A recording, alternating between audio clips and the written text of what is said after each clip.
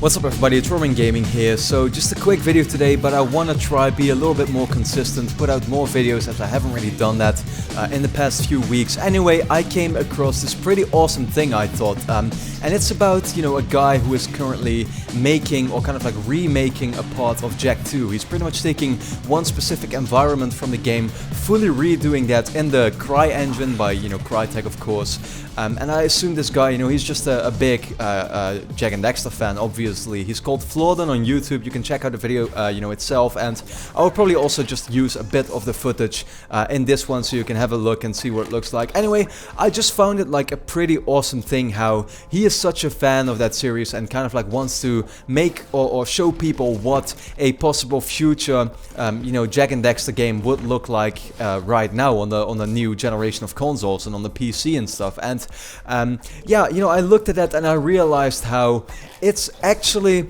like, I don't really get it why companies at this time are making so many remakes of these games that are just, only a couple years old. Of course, we saw The Last of Us Remastered and we saw GTA 5, and those, remakes, we all know they aren't really that necessary, at least not for people who have played those games already. They're actually, just only necessary for people who have not played the games yet, or maybe didn't own the specific consoles for it, but now do, and now actually do have a chance to go back and play those. But, at the same time, I look at these remakes. For example, we got a Jak and Daxter remake of all the 3 games that came out on the PlayStation 2. We got that remake on the PS3, and all they pretty much did to that game was bring it out again in, 720p or 1080p, whatever. Just a lot sharper, but in terms of graphics and in terms of gameplay, just the exact same game. And I look at this and I see how this guy is just, for fun redoing one specific part of the game. Of course, he can't, build the full game by itself, but you look at the graphics and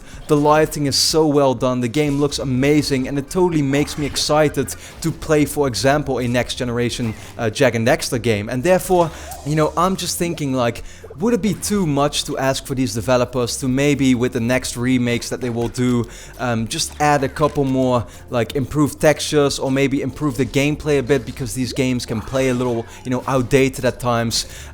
Because these devices that we have right now, you look at a PlayStation 4, what if they do a remake of a certain PS1 or PS2 game? Is it really necessary to keep the graphics the exact same? Like, why can't you just add a couple more high resolution textures? Why can't you improve the lighting in the gameplay and make it play all a little better, so that the games are just not just there for people who are very nostalgic and like want to replay these games, but also for people who maybe have not played those games before and now do have a chance to kind of like see what they missed out on, but at the same time play a game that doesn't exactly feel outdated. I think that with the remakes that we'll certainly still get in the coming years, they should just try not to only port a game over and make it look the exact same and play the exact same, but also improve it where necessary. That's really something I thought when looking at this kind of like a remake that this guy did. But I think he's doing an awesome job.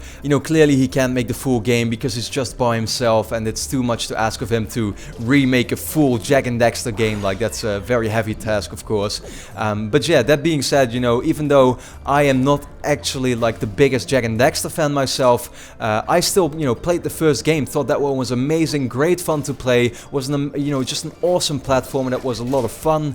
But when I played the second game, it felt a little outdated to me, especially, and it was because it was kind of trying to be more of a open world game, more of an action game with more kind of like shooting aspects to it, shooting elements, where it felt like it was kind of going in a sort of like GTA style. And I mean, these days what we are just used to with, for example, the most recent GTA games, it feels a little outdated, and with the very first Jak and Daxter game, that was a pure platformer that is still, to this day feels recent and can be compared to any sort of like platformer that still comes out today. And therefore, I wasn't really as much of a fan of the second and the third game, simply because I am playing them right now and not at the time where they came out, where they were these like revolutionary games. But yeah, with that being said, I would like to know your thoughts on this Jak and Daxter kind of like remake that this guy made. What do you think of the idea of maybe developers in the future, when asked to do remasters, just improve those games at the same time and not just port it over and make it